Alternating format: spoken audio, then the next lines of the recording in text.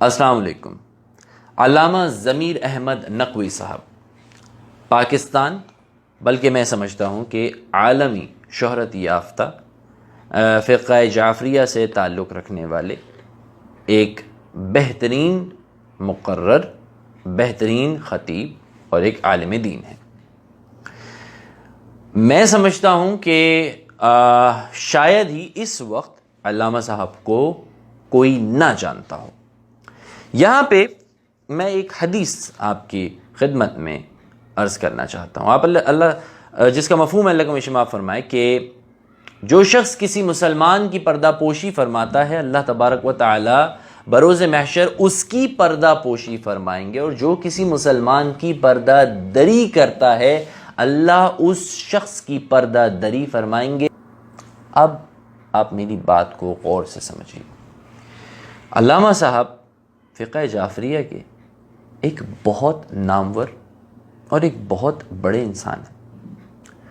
جس طرح سے فیس بک پہ، واٹس ایپ پہ علامہ صاحب کی مذاق میرا تعلق فرقہ جعفریہ سے، اہل تشیع سے نہیں ہے، مگر میں ایک انسان ہوں، میں ایک مسلمان ہوں، میں ایک پاکستانی ہوں، اور میں دیکھ رہا ہوں کہ کس قدر طوفان بدتمیزی لگایا گیا ہے واٹس ایپ پہ، کس قدر طوفان بدتمیزی لگایا گیا ہے فیس بک پہ، صرف اس لیے کہ ان کا انداز آپ کو پسند نہیں آیا۔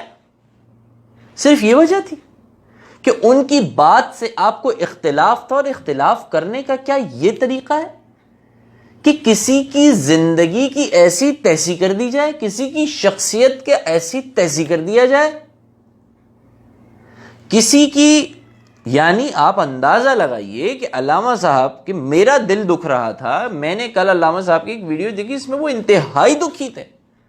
ہماری قوم نے مزے کی بات یہ ہے کہ یہ ہمارا مزاج بن گیا ہے۔ اگر آپ پیچھے سے اٹھانا شروع کرتے ہیں تو آپ جنید جمشید کے ساتھ دیکھ لیجئے ہم نے کیا کیا تھا۔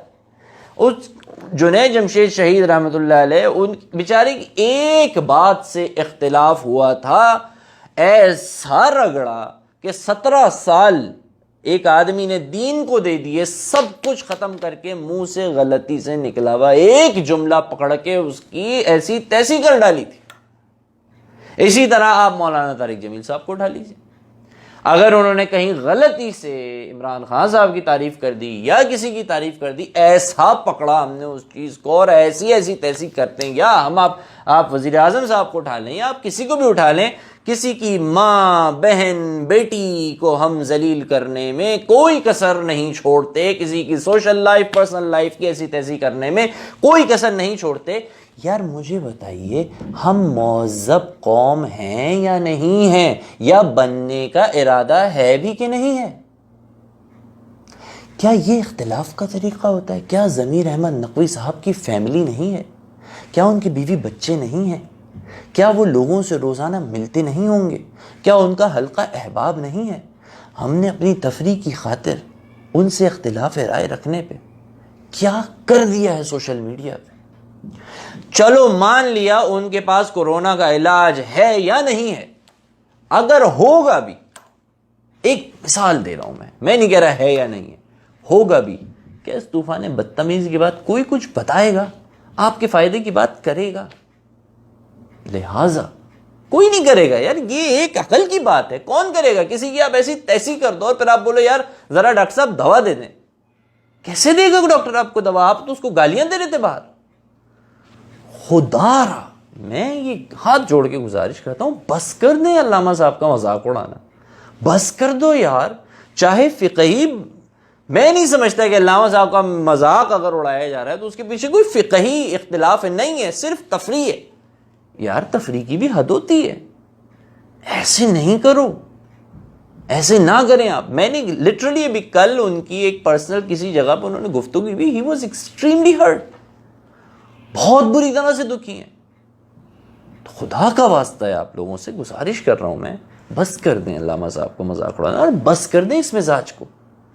کب تک ہم ایک ہی رت کو اپنائے چلے جائیں گے کہ جناب اگر میں کسی شخص سے اتفاق نہیں کرتا تو میں اس کی ماں کی، بہن کی، گھر کی ایسی تیسی کر کے ڈال دوں گا سوشل میڈیا پہ۔ خدا را شاید میں جاہل ہوں، مگر اس کی ضرورت نہیں کہ میں اپنے جہل کو ظاہر کروں. شاید ہمارے اندر ابھی ادب، تمیز و تمدن کے بہت سارے اسباق ایسے ہیں جو ہم نے ابھی پڑھنا باقی ہیں، مگر اس کا مطلب یہ نہیں کہ ہم دنیا کو یہ بتائیں کہ ہم نے وہ اسباق نہیں پڑھے. خدا رہا اس کو بس کیجیے اور انہیں عزت سے جینے دے دیجیے. السلام علیکم.